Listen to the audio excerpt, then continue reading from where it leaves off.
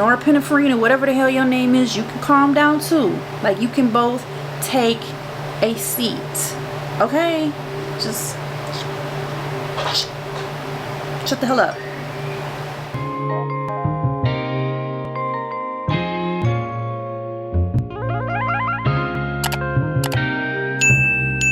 What's good, YouTube fam? It's your girl Grace Sandra. Today's topic is anxiety, which so many of us struggle with. So I'm going to talk about just a few things about what anxiety is, what helps, and how you can get through it. First of all, I want you to know, if you struggle with anxiety, you are not broken, weak, weird, out of touch, or whatever. Just stop with any lies about what anxiety is and isn't, what it does and does not say about you. It really is scientifically true that anxiety helps protect us. Memories are stored away in order to protect you, because if you have those memories of some trauma in the past, let's say, it can really, for lack of a better word, your brain. Another word for that is that it gets hijacked. And for those of us who have lived with anxiety, it's not a pleasant way to live day in and day out. So there's a few things I want to talk about in today's video.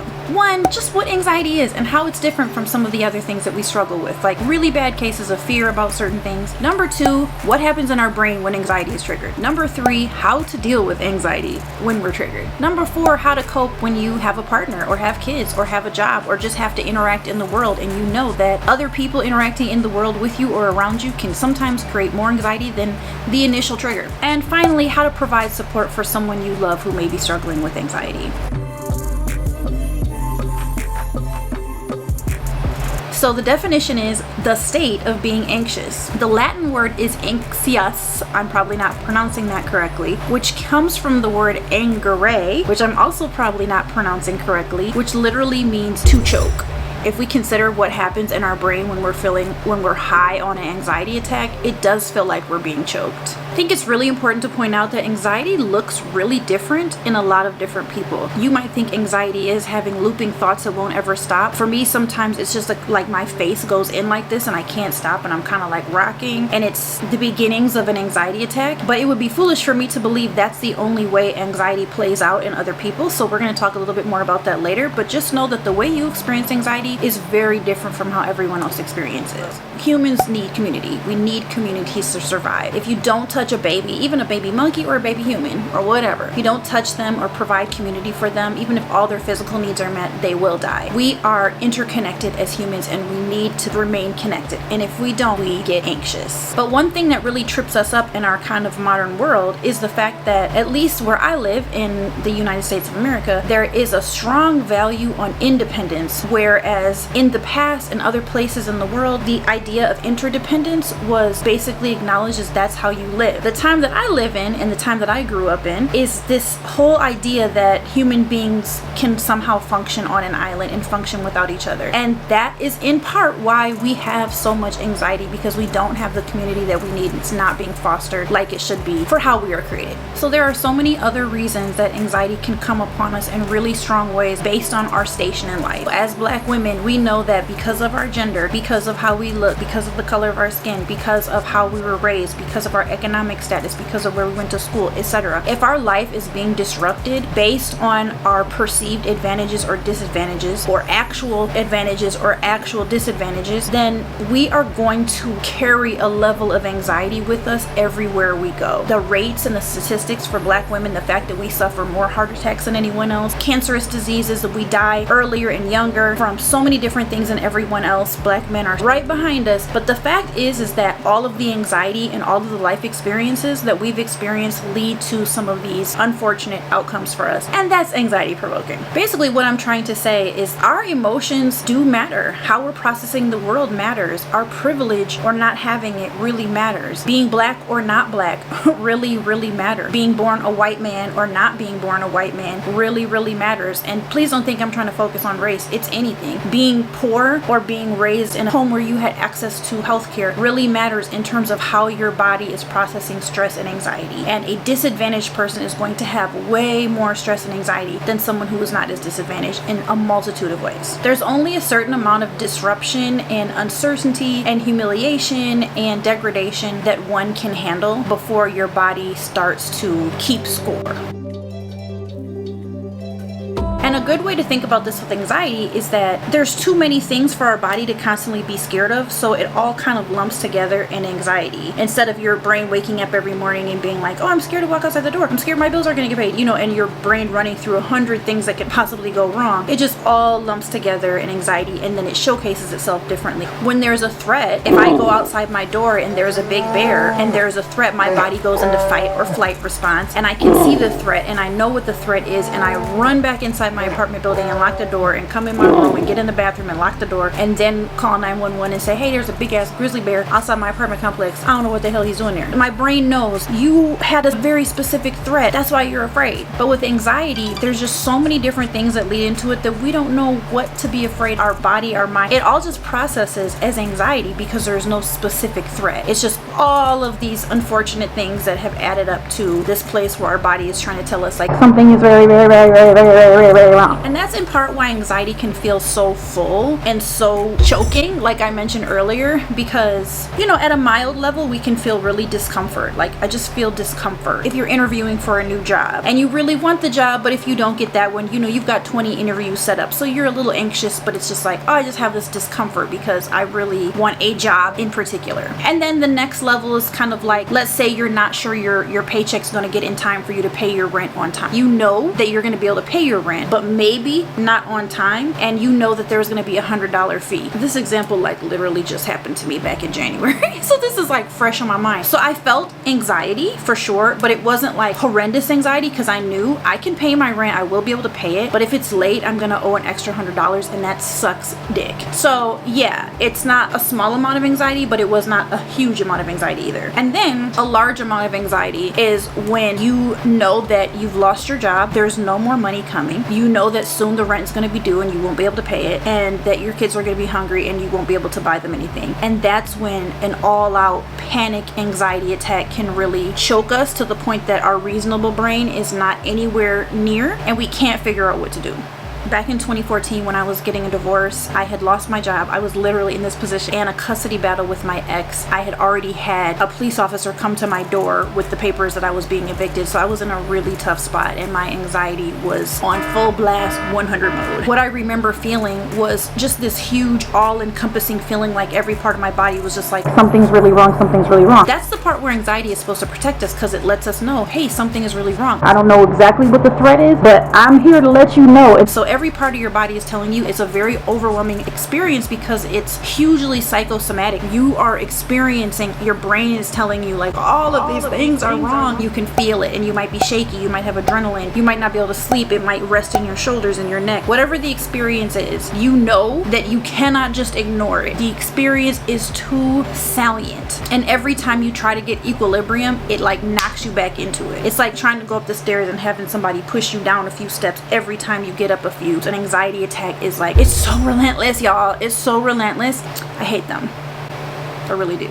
So I wanted to explain why having an anxiety attack is so very hard to ignore. You cannot ignore a full-on, full-blown anxiety attack. Maybe the little one, like I said, where you don't know if you're going to get a job. After the interview's over, you could be totally, completely fine. Maybe a medium level one where you're like, dang, I'm going to get a parking ticket or whatever, and it sucks, but you know you can handle it. But in a bigger situation like the one I was in, where I was divorcing, lost my job, almost evicted, and in a custody battle, the anxiety was so present every day, it was making me sick. Here's the definition from a book, This Is Your Brain on Anxiety. Anxiety is a state of full body disequilibrium at a level of intensity that demands immediate attention and corrective action on your part. It can be in the face of real or perceived threat, whether that is present or anticipated. If you're with a partner or if you're a teenager and you live with your parent who doesn't understand having anxiety attack, what they really don't get is that it demands all of your attention. It's really hard to be productive. At least for me, it's very hard to be productive when I'm feeling anxious, especially if I'm having a full-on anxiety attack. And it's just really easy to go into that default setting of allowing the anxiety attack to just override your whole entire system so that you can't get back to like a right state of mind. So that's a little bit more about what I'm going to talk about in this video, is how to take that overridden place and get to a right state of mind so you can think clearly and go forward. So you might be wondering, well, what's the difference between anxiety and stress then? Because this just sounds a lot like stress. Yes, it does. And anxiety completely comes from chronic stress. Yes. But there is a difference. The difference is stress has external triggers primarily, and while anxiety does have external triggers, it's not the main way that you get stressed. For example, you can be highly stressed and it can produce anxiety and produce an anxiety attack. However, you can be highly stressed and it can also produce a number of other reactions, most often depression. Anxiety is the internal response to the stressors. Remember when I said it was somatic? You're having all these somatic responses in your body that are responding to stress or chronic stress. So think of it kind of like a if this then that. If stress, then anxiety. All right, so a little primer on how our body gets to the stress state. For the most part, our body always wants to be in a place of equilibrium. That to me, when I learned that, was like, that seems so hard to believe, because ever since I've been young, I have been struggling with depression, anxiety, suicidal thoughts. I did grow up very, very traumatized. My ACE score is very high. I have an 8. I had all types of abuse and trauma. So the only thing I've ever known, until I literally made a choice at some point in my adult life, literally about 4 years ago, that I was going to pursue a life without drama, trauma, pain, unhealthy relationships, brokenness, all manner of tomfoolery and shenanigans is what I decided I was going to live without, because I've literally went my whole life normalizing all of that. So I didn't know any different. I just thought, don't we all just always feel stressed and anxious and sad and depressed and overwhelmed and all of the things that I've went my whole life feeling? Apparently, if you haven't had that kind of upbringing, maybe you could make it through with feeling just a general sense of well-being. However, even if you had a traumatic upbringing, I want to tell you there is hope, because I have worked very, very, very hard to get to a place of general well-being, and I don't struggle all the time with any of these things anymore. All that said, I do take medication for depression. I take Zoloft, or what I like to call vitamin Z. At this time, I don't take medication for anxiety. At the end of the day, it really comes down to brain wiring. We are wired to have really strong emotional responses, because in the past, when we were living out in caves and shit, we had to have an emotional response. Just like I said earlier, like if a bear was outside my apartment right now, I would have to have a very strong emotional response in order to do what I needed to do to stay alive. But what happens when we have those strong emotional responses to things that are not a bear outside the door, like for example today when my car stalled when I was at the bank, I couldn't get it to turn back on, it just turned over. Yeah, that's stressful, but am I in imminent danger? No, I was not in imminent danger, but at the same time my body was like, hey, you should just go ahead and be anxious about this. And what happens literally inside our body scientifically when that happens is that your body is filled with norepinephrine and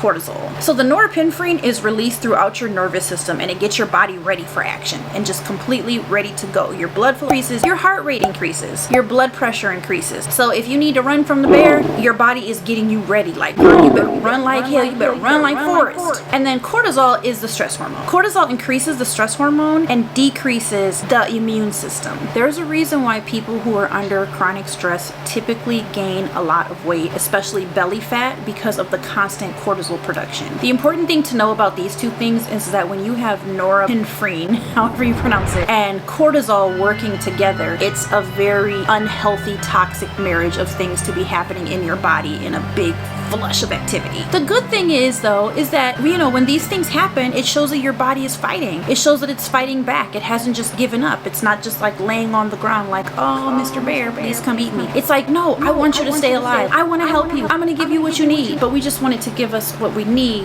when we need it, and not what we don't need when we don't need it.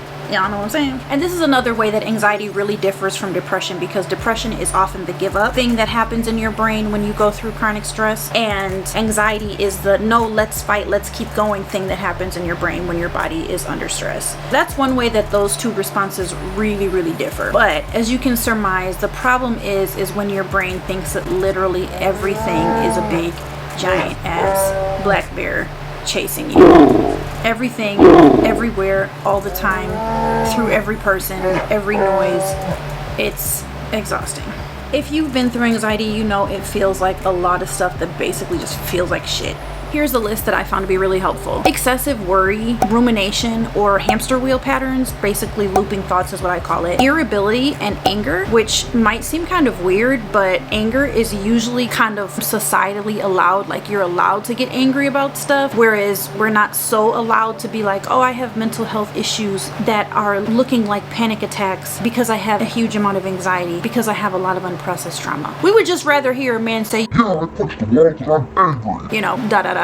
Irrational fears or very specific phobias are what anxiety feels like. Stage fright, social phobias, hyper self-awareness. This can really look like body morphism, the development of certain eating disorders, for example. Feelings of fear, a sense of helplessness, flashbacks, obsessive behavior, being extremely picky, being extremely perfectionistic, compulsive behaviors, being very OCD about a lot of stuff, self-doubt, this thought of like, I'm totally losing it, I'm going crazy. That's just on the mental side. So on the physical side, this is again from the book This Is Your Brain on Anxiety. Trouble falling asleep or staying asleep, which is huge for me. Just the inability to rest in general. A lot of muscle tension, a lot of neck tension. For me, neck tension has been a huge sign of depression and anxiety for me. Chronic indigestion, developing things like diverticulitis, stomach pain or nausea, racing heart. Racing heart was a huge part of my panic and anxiety attacks when I was surviving domestic violence and very severe narcissistic abuse and complex PTSD. That was one of the ones that scared me the most. You know, you're my age, you're younger, you're not thinking you're about to have a heart attack, and all of a sudden it feels like you're having a heart attack. It was really frightening. Pulsing in the ear, like feeling your heartbeat in your ear. Numbness or tingling in the toes, feet, hands, or fingers. Sweating, feeling literally physically weak. A shortness of breath, dizziness, and chest pain. Chest pain was another one. There were so many times where I was going through the chronic stress of abuse that I would just literally be like, especially during abusive episodes, I would ask him to physically stop because I'd be like, my chest is hurting, my heart is racing, my adrenaline is pumping, I'm sweating, I'm stressed, my hands are shaking. I started to do this weird thing where my head started shaking like this, like while he was abusing me, and I felt kind of crazy, but it was just this involuntary thing that happened. It was just like, this is so nuts and out of control. That's where partly when I knew it was bad enough that I really needed to get the out of there. Feeling very hot and very cold, almost like having chills or having a fever but without a temperature and without having the flu. Shooting pains or feeling like you've been electrically shocked. And you know, you look at this list and you might be like, oh well, that could be anything. That could be Ebola. That could be anxiety, but it could also be cancer. But that is also why lots of women, especially women literally my age, I'm 44 and a half, about to be 44 and a half. This is why a lot of women my age end up going to the ER thinking we're having a heart attack. That happened to me 3 or 4 times during abusive events or directly following abusive events or like a week later. And they'd be like, no, you are under chronic stress. Whatever you're doing, you need to get out of it. And I couldn't tell them. At that point, I didn't want to tell them what was going on in my marriage because there's a slew of ramifications. So there's that. But then there's also the reason why some people have literally had heart attacks and just mistaken it for anxiety attacks. So yeah, there is some overlap, but I do feel like in this instance it's better to be safe than sorry. And honestly, this isn't even the whole list. People who suffer from very severe anxiety attacks report a lot of different things. The point is to know and start to begin to recognize what happens in you, what happens in your body, how long does it last, what does it look like, what does it follow, what is the triggers, to begin to get a sense of your anxiety story, not to cherish it or anything like that, not to write a journal entry about it and like hold it up as some kind of idol, but to understand yourself and understand your body, and also to help people around you so you can answer questions, you know, even to a doctor. If a doctor says, okay, how long do you usually have racing heart? How long do you usually have chest pain? For me, it could be anywhere from 3 hours to 24 hours, but after about 24 to 48 hours after the initial trigger, it would start to taper off. Now that helps me because if I'm ever in a hugely stressful situation like that again and the chest pains last 48 hours or 4 days, I'm gonna be like, this is really different than before. Y'all get me? Y'all feel me? Y'all feel me? Alright, so one of the questions you might be wondering is, am I just anxious sometimes like normal people do, like when they go to a job interview or when they try something new like bungee jumping or whatever the thing may be? Just there's a sense of normal anxiety, or am I really struggling with clinical and anxious looping thoughts, or do I really have very serious anxiety that needs to be treated by a therapist or a mental health professional? I tend to believe that if we have a mental health issue that we know and can recognize like something is really wrong with me, then I personally believe we all need to trust our own intuition. Even if you told your best friend who is a licensed clinical therapist and she said, oh, you just have a couple of symptoms, don't worry about it. If your intuition is telling you you feel like you're having an anxiety attack and or a heart attack, you need to pursue the correct route of people no matter what anyone else says. This is why trust yourself and trust your body and trust your symptoms, and also get to know yourself, your body, and your symptoms. There are some anxiety assessments out there though. A lot of them are backed up by research and they are free to use, so I will link some of them in the description box below. If you find yourself taking a quiz like that or something and being like, damn, like I really do have anxiety, in some ways be comforted, because research has shown that about 40 million American adults 18 years and older have some sort of anxiety disorder, and that 75% of those people had the criteria that met the diagnosis for an anxiety disorder before they were even 18 years old, which is so true for me. So yeah, sometimes we know what's going to trigger our anxiety attack. If we're going to speak on a stage, or like I said, we're going to bungee jump or jump out of an airplane, or maybe have our first kiss or our first time, or whatever the case may be, we know some of our triggers. But a lot of times, y'all, we don't have a clue what's going to trigger us at all, and it could be anything. Like a lot of mental health issues, sometimes we do have a predisposition to anxiety disorders. And like I said earlier, if it's a product of your environment and it doesn't seem like it's going to change, or that you can change, or you're in a stuck position, finding individual triggers in that position can be really, really difficult. Even though that's the case, please don't give up. I personally like to use a mood tracking diary. I use one, it's on the iPhone store, called Little Memory. It's not thorough in any way. It's a little box like this big on your iPhone. It gives you space to write 4 or 5 sentences about your mood and what you wanted to remember. It's really actually not even a mood tracking app. There's so many. It's just one that I started using and really enjoy, and now I just use it to track my mood as opposed to writing a memory for the day. Even that, if you struggle with anxiety, even that you might be like, damn, that's a lot of work, Grace. Caring for our mental health is a lot of work. While I want to give y'all hope, at the same time I'm like, this is a big deal. And if you struggle with anxiety on and off, any little bit of work you give, a modicum of work from small to large, is going to have a positive impact for you and for your life. So please do the work, even if it's hard, even if it's just a sentence or two. And that's how I started off, and why I still do it to this day, even though it's been like 8 years, because it's just a sentence or two that I write in my iPhone at the end of the night before I go to bed about my mood and how I'm feeling for the day, and it does help. There's a couple of things that you can do to manage anxiety that are real specific. These are exercises for in the moment anxiety management. 1, give your anxiety a goofy name. I don't do that. I've never tried that. This is a suggestion from the book I'm looking at, This Is Your Brain on Anxiety. I can see how it could work though, so give it a shot. Number 2, if you're in an anxiety attack, go straight to the freezer and grab a piece of ice. I have heard so many people suggest this. This is something I have always forgotten in the moment, but I have heard literally like 30 people suggest this. So grab a piece of ice. I guess if you put them on your palms, it draws your body's attention right here, and almost like your brain can't on the fact that you have something really cold in your hand, and also that you're feeling like this anxiety and that your body is triggered and all these things, and it draws the attention out. So give it a shot. The number 1 thing that I do, which I will preach all day long, baby, is diaphragmatic breathing. So when I'm feeling anxious, depressed, scared, worried, fearful, I don't care what it is, what mental health disorder it is, when I feel discombobulated and completely out of equilibrium, I take very, very, very deep diaphragmatic breaths, and I let my belly expand as far as it will go.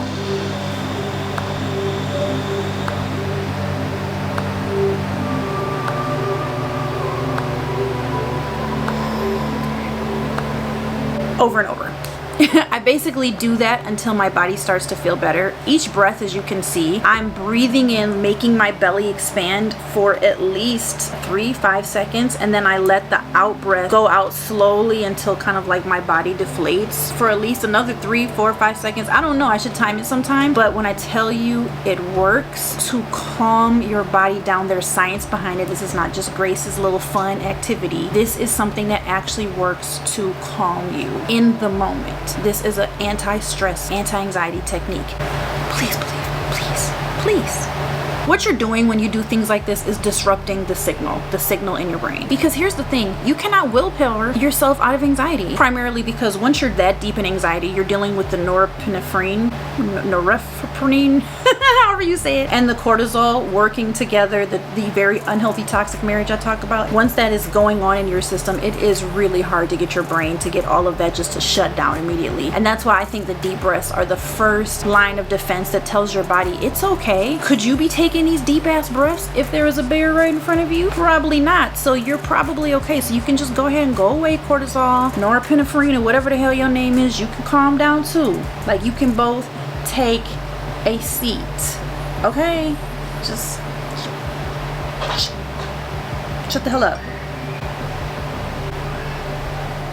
Realize it is hard to take these deep breaths when you're in the moment. Okay, I will acknowledge that. I'll acknowledge it because I have been there in very, very deep trauma while I was literally being abused by my husband, trying to take deep diaphragmatic breaths. It's so difficult. One of the things that I did was reminding myself, Grace, you've been through this before, done this before. While he's abusing you, you've had these things happen in your mind and your body before, and you survived. So the threat, even though it feels enormous, is not as big as your body is making it seem to be. So it's kind of like you're convincing your brain, like, hey, just chill for a minute, because remember what happened last time. This happened last time and you're all right. Another suggestion from this book that I've never done again is giving the anxiety a persona, whether it's an ex you hate, a childhood bully, or whatever. So let's say you decide to name your persona Andre. You can focus on that entity the way you would if it were an actual person. You can negotiate, you can yell at it, you can be like, you Andre, I'm locking you in a box, or whatever. Andre is the name of one of my bullies. By giving your anxiety a name, it allows you to actually interact with it in a way that helps you have reality about what it is. It helps you to realize that what you're fighting the battle against, instead of just this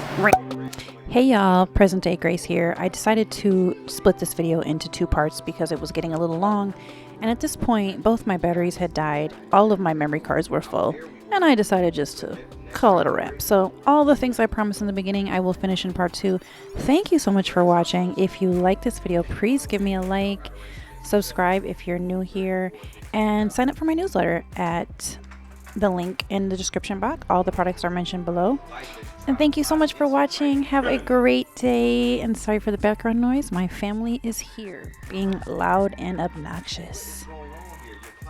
If you got to the end of the video, leave me a heart emoji.